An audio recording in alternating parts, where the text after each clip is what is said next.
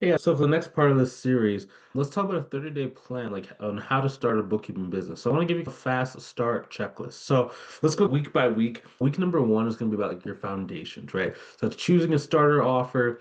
When I say starter offer, again, it's just like really selecting who do you want to work with. And just a really simple rule of thumb is if you're working with a company that's doing $200,000 per year, you charge them $200 a month. 100,000 per year, you charge them 100 a month. Okay, very easy pricing. If you get like a client that's above that, then you would need to get some more customized pricing. We can help you with that inside our mentorship program, but just a really easy kind of rule of thumb for you when you're getting started.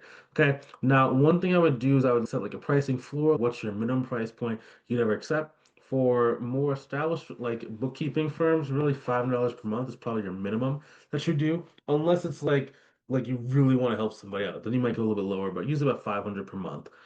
Okay, next thing is just really organizing your pitch. That's your 1 to 2 sentence pitch of what you do, who you are, and how you help somebody. Okay, week number two is just getting more proof. It's getting more skill sets, building more confidence.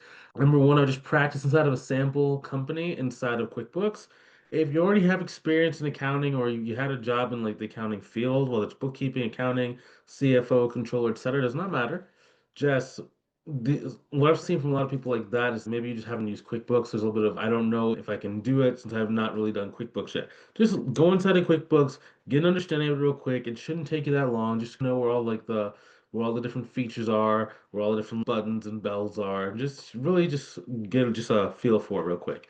Okay. Once you start getting clients, it'll be a little bit more intuitive, but just a start, just get a little feel for it. Okay. After that, build like a one-page business resume. We actually give you that inside of our mentorship program, so I can give you a copy of that. But if you're just building it out there, just basically build a resume, but just do it for your business. Just what are your background, what is your skill set? If you have accounting experience already, just use your regular resume. If you spent 30 years and you got to the highest point in corporate America for a $1 billion company or a $500 million per year company, just use that. It's good enough. If you don't have that kind of pedigree or that kind of resume, then a business resume is a little bit better. Cool. Next thing, week number three, start going to market. Okay. So in later on in this series, we're gonna talk about a 7-day action plan for like marketing, but that'll be a little bit later on in this series. So outreach. Okay, so just daily, just set a daily outreach target. Like how many people are you gonna be like reaching out to? Post 3 credibility pieces. Try and book 1 to 3 calls. Ideally, if you don't know the internet, you don't really have a good way of using the internet, okay, then you can go to like local networking events, but you just got to get out there. Now, in the beginning, is networking the best way to get clients? No. Is it a way that people have been using for a long time to get clients? Yes. So if you have no skill set, you just got to get a little more resourceful and you have to go put yourself out there. It's just as simple as that, okay? Now, we have a lot of videos on this channel that show how to do digital marketing, how to do online marketing, but if you're pressed to make money in the next 30 days, which if any of you feel like you're pressed to make money, like you have to make money in the next 30 days, I probably would recommend getting some kind of job or part-time job. Now, I know job market, depending on when you're watching this video, can be a little hard to get. A lot of people, like maybe they might be out of jobs or whatever, but ideally, you don't want to start a business when you need money. Okay, it's very interesting. Whenever you don't need something, you tend to get a lot of it. When you need something, it runs from you. So it's the same thing when it comes to business. Like when you don't need, it's so funny. The months where I'm making the most money, it feels effortless. Like you can breathe and money comes to you. Versus the months where things maybe a little bit slower, or you lose a client, just or even like when I was starting, it just felt like money was just so far away. So it's like you ideally want to be at least in a place to where energetically, like you're doing financially okay. You don't have to be doing great, but you want to be doing okay, right? And you want to make sure you have like some savings in the bank in order to like really be ready for a business. A lot of people don't really understand. Most reasons why businesses fail is because of a lack of cash flow. Either people quit their job too early and their business cannot support their lifestyle, or in certain businesses like a Walmart, they invest so much money and they're tapped out, they can't keep investing. So you want to make sure that at least in your personal life, you start becoming more of a saver. I found that the people that are most likely to succeed in business are people that save money in their personal life, right? They have just a reservoir of cash. There's people that really don't have that kind, right? It can be a little bit harder. Now, week number four is going to be about closing your first client, onboarding, and just having a really simple sales call flow, getting your SOPs kind of in order, and just start doing your first month of services. Okay. Now, keep in mind, in your 30-day action plan, you got to keep your keep your scope very tight. A lot of people like they focus so much on like branding and websites, but if you can just talk about what you're going to do for the potential client and keep it very tight, concise, and to the point, they're going to trust you a lot more than if you have a fancy website, but you can't really talk, right? In this business, it's really about communication, right? It's really about being able to communicate with a person. What are your needs? How am I going to solve them? What are your needs? How am I going to solve them? And then why is the price? What is the price? And why is the price reasonable? You get those four things down consistently, you're not going to have a problem like getting income from this stuff. Next thing, now remember, in this first 30 day, your goal is to get at least one paying client, plus start getting a repeatable process. Every time you get a client, it should actually get easier and easier to not only take on more clients, but also to get more clients. Okay.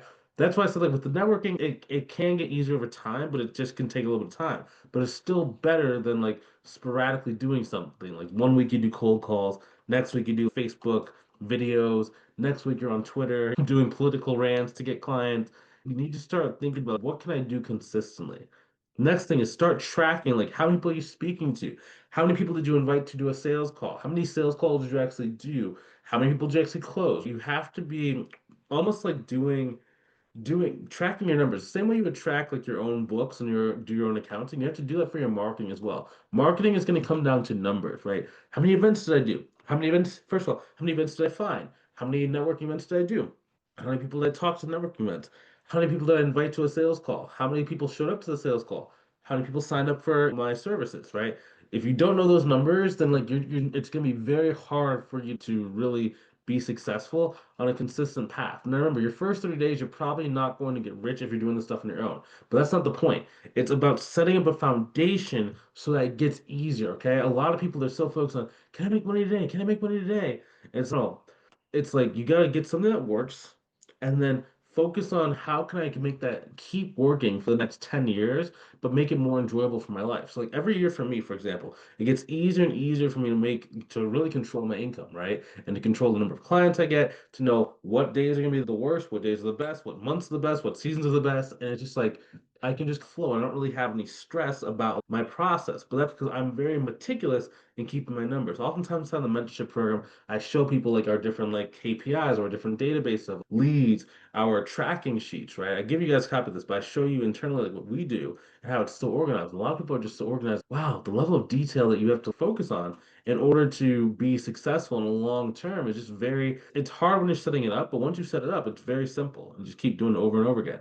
And that consistency is what you're shooting for. 30 days to get started, the rest of your business career to make money and keep going. Okay. Again, this is gonna make you millions of dollars over the next like 10 to 15 years. So it's like you want to make sure you do this thing correctly because this is what can really change your life. Now, again, that's not a guarantee, right? Just by watching these videos, you're not gonna make millions of dollars, right? You have to apply the stuff we talk about. You have to do it correctly. I don't want you guys coming back in 10 years talking about I lied to you. Okay, next thing. So profit plan. Okay, so let's talk about like actually like a bookkeeping firm business plan. Okay, so packages plus pricing, right? So really when we're talking about this, just structuring your plan. So number one, choose your model. Okay, do you want to be like a low volume, high value type, or do you want to be a high volume, low price kind of business? Now I know that sounds like very simple. It's like it's not always either or, but like you want to try and skew towards the model that you want. So there's nothing wrong with having low dollar clients when you have when your business income is good and you're already paying all your bills, you're going full time, okay, you can start bringing on low volume or low dollar clients. But in order for you to like really be able to create what we call escape velocity means like the ability to basically buy your freedom. So not have to have a job, not have to worry about your bills, not have to worry about like where's money going to come from. Ideally, you want to have a smaller number of higher dollar clients because in your first, let's say in your first 6 months in business, a lot of people think that if I price my service at $10, I'm going to have hundreds of clients. But the problem is you're not going to do it because you don't have hundreds and hundreds of opportunities to speak to people. You might only have maybe two, five, maximum 10 sales calls, right? So if you're only gonna have 10 sales calls, it's better to close, let's say that you close 3 out of 10 at $1,000 a month than it is to get 10 out of 10 at $100 a month. It's Bryce, it's not that much difference in terms of money. No, but if you keep doing this pattern, you're going to have 100 clients and then be at 10K per month. Versus in this model, you're really only going to need to probably have 9 clients to do that. Now, why is that significant? Not managing relationships with 9 business owners is exponentially easier than managing relationships with 100 business owners. Just from a sheer the 100 business owners, let's say they want to actually meet with you for like even if it's a 30-minute meeting. What's that? 100 times. We'll say they want to meet with you for 30 minutes a week times 2 hours a month. That's 200 hours per month. You're gonna have to meet with people. What is that? 200 divided by 40? That's basically wow. That's like basically 5 work weeks essentially. So it's just a lot, man. It's just you're gonna just be too in demand. Now, I know how much you might be saying at the 100 clients. Like I would, even if I lost one, it wouldn't really matter. Yes, that's exactly true. That's why once you're already at 6 figures, or once you're already at 7 grand, 8 grand, 9 grand a month, then you can start getting all these small clients around it to build up durability in the business and start making it's almost like you're building a parachute in your business so that if you were to lose one of your big clients, it's not going to really hurt you that much, or you have a lot more room to fall, right? But in the beginning, when you're trying to create that escape velocity, you need to get more bang for your buck so that it doesn't waste too much energy and take too much time to manage the business while you're working your job. Because it's not just about you working your job. You also probably have a family if you're watching this thing. You might have to go to the gym, you might have different hobbies, right? So you have to be able to fit this within your existing life in order for it to be sustainable. The one thing you don't want to do is try and change your entire life just to grow a business. I hear a lot of people say sometimes, like, not a lot, but like some people I hear, I don't want to start my business so I can be like 100% all in. But that's not realistic. Like, you're never gonna be able to give anything 100%. Like, I want to be able to give it my full attention. It's like, you don't give anything your full attention, right? Whether it's like you have a job, you can't give your business full attention if you have a job. You can't give your business full attention if you're like a newborn. You can't give your business full attention if maybe you're trying to study for a CPA exam, right? That's not realistic. You have to be able to build it into your life while you're living life so you can actually do it, right? So you can actually make sure you can do it for the long haul and for the long run. That's the only way to be successful. Next thing, okay, so one thing that I like doing a lot of, 1 second. One thing I like doing a lot of, I changed my note, there's an error in there. Cool. So I want to make sure that people understand that just because I'm saying like, okay, so they can be high dollar clients, but that doesn't mean they have to be like overly complex clients. So sometimes it can be a lot of very simple work. Let's say it's like an e-commerce company, right, that just has billion transactions. You can charge a lot of money for that. And I think one thing people really misunderstand is that when I say like high dollar clients, you're not going to be like tricking people. Like the amount of money you charge is always going to be proportional to the actual business you're talking to, right? Because only people can afford it. So let's say, for example, if a company is making $20,000 per year, you're not going to be able to charge them $1,000 a month, right? If they're only making 20 and like $1,000 a month is 12,000 a year, right? What are they going to live off of? They only have $8,000 left. What will they live off of? Versus if you're charging, let's say a company doing $1 million per year, okay, you charge them $1,000 per month. That's not that bad, right? It's like about 1 to 2% of the top line revenue. They can afford to do that, right? But the volume and the transactions on average are going to support that $1,000 a month. So you're not really price gouging people. I've never really encouraged that, but we are making sure that we're trying to have a very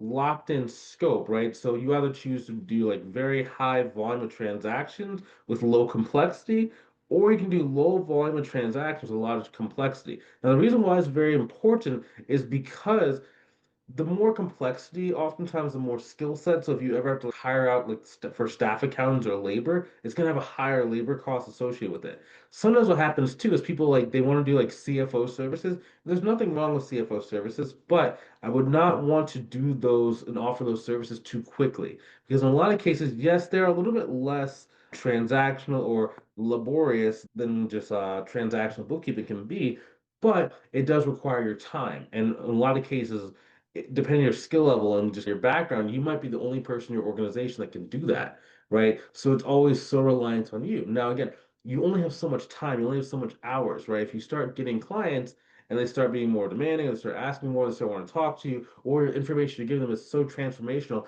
they want to talk to you 2 to 3 times a week because now you're their unofficial business partner. with no equity and no profit sharing, it can just get to be a lot very quickly. Again, when you already have a good base, your bills are paid, and you're getting close to the spot to where you're going to go full time, okay, now you can start doing that kind of stuff. But up until that point, you don't want to get capped out.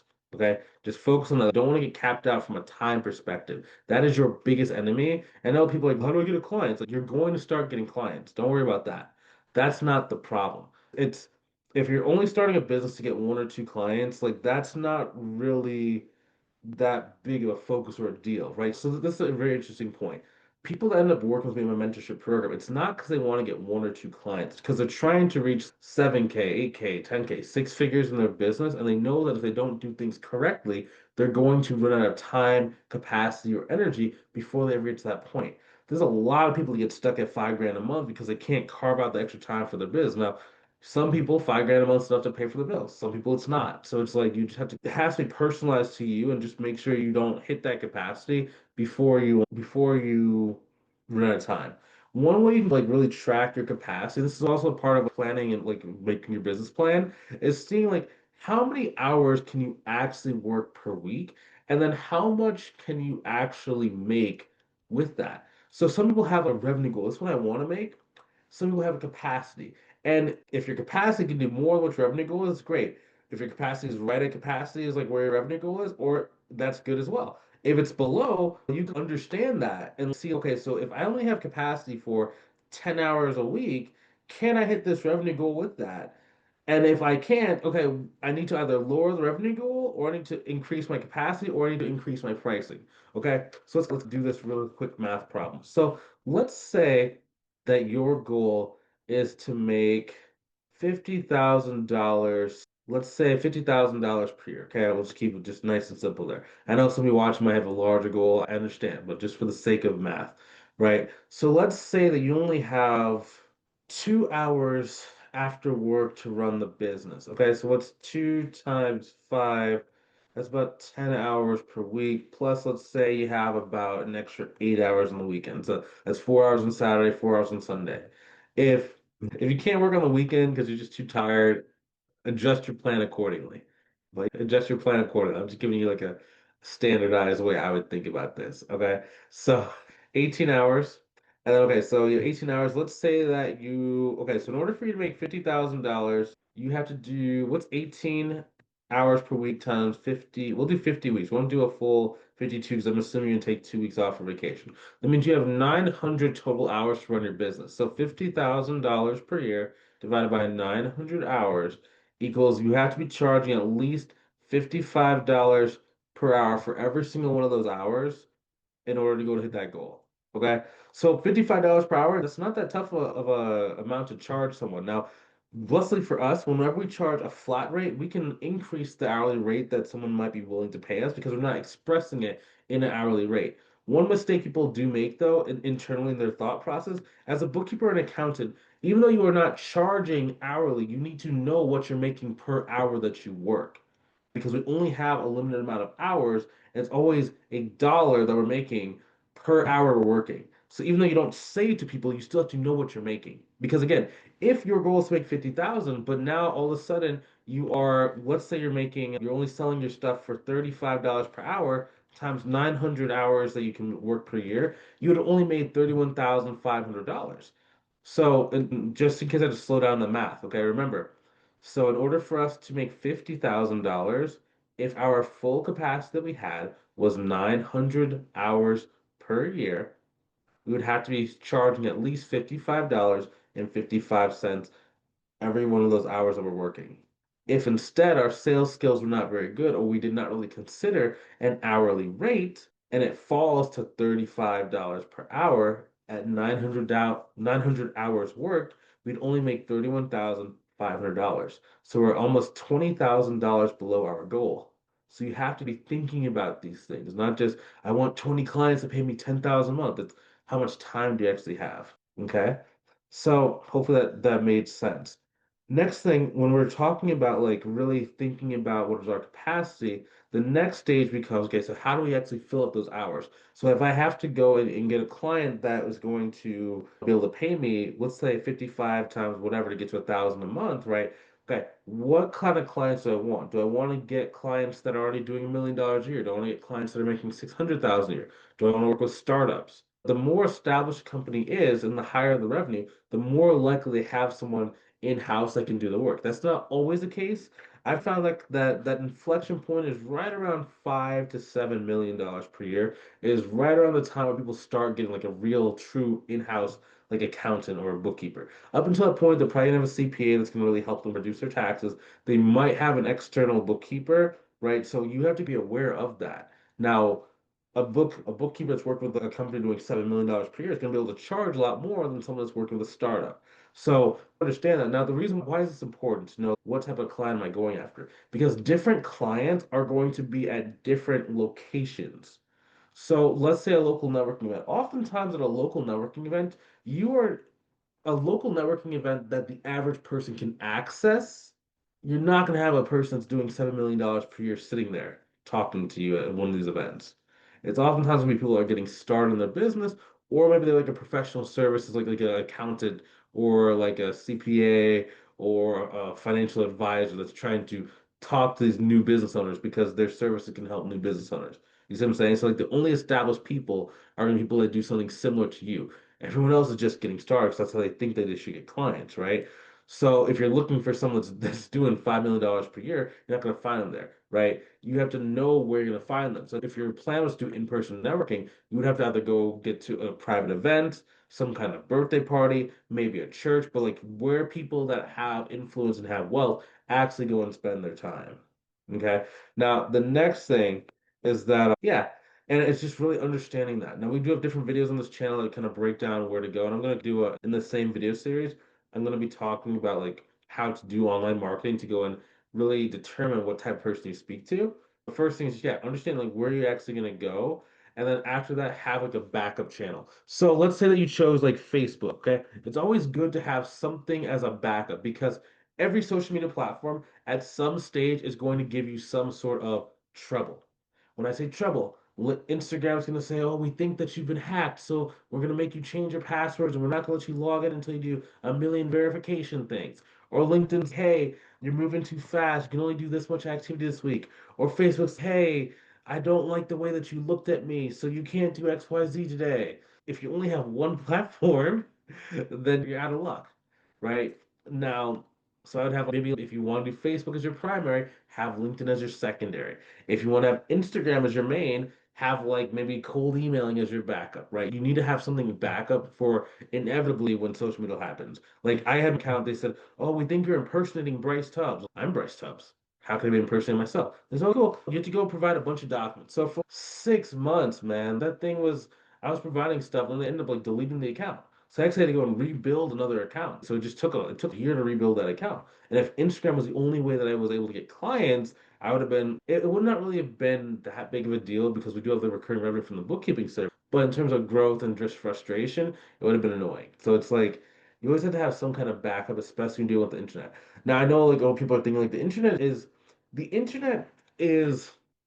it's a great way to make money and to get your message out there, but it's very finicky and it's very flimsy. Okay. It's not like, let's say that you were in your local area, right?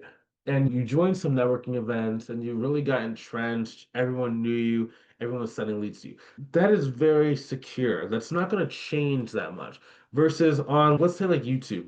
In YouTube, everybody was making videos, and in August, I think it's like August 10th or August 11th there was an update that caused a lot of people to have their views be cut in half. So let's say you were getting 100 views a video, now you're getting 50 views. If your money is based on how many views you get, which a lot of people's views are, you're going to start losing money. So it's like it can just happen overnight. So it's like the internet just tends to be a place where you need to either have diversification or you need to be expecting for there to be some kind of shift every 6 months, 6 to 8 months, essentially. Okay, next thing, delivery rhythm, delivery plan. Okay, so just understand like how much time do you need to spend on this stuff. What does your daily schedule look like? When are you actually gonna do the bookkeeping? When are you gonna try and talk to clients? Just put that inside your mind. Next thing is just like your revenue goal, number of clients, and capacity. You did the exercise a little bit earlier, but those are the factors we need to be thinking about when it comes to planning for our business. What type of clients are we gonna go after? Are we going to keep the scope very simple, but we're going to go after a high volume worth of transactions, or we're going to go after more complex work that maybe doesn't have a huge amount of volume? What is my full capacity, and how does that capacity compare to my revenue goal? Am I going to hit my capacity before I hit my revenue goal, or do I have enough room to where it doesn't really matter because my revenue goal is much, much lower than my capacity? Once you have that, just figure out like when are you actually going to do the bookkeeping work? What is that going to look like day to day, week, month to month? And yeah, from there, your bookkeeping plan is very solid. Okay, next thing. Now, if you ever want help hitting any of these things, so like maybe you're like thinking of a business plan or all these numbers I just gave you is very overwhelming, and if you had a helping hand to reach your goals, you'd be there a lot faster. Click the link inside the description below this video to see if I can help you inside of a mentorship program.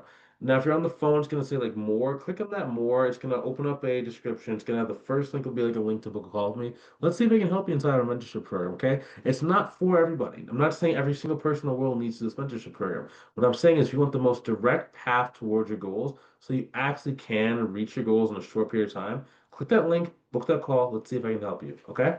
I will talk to you in the next section.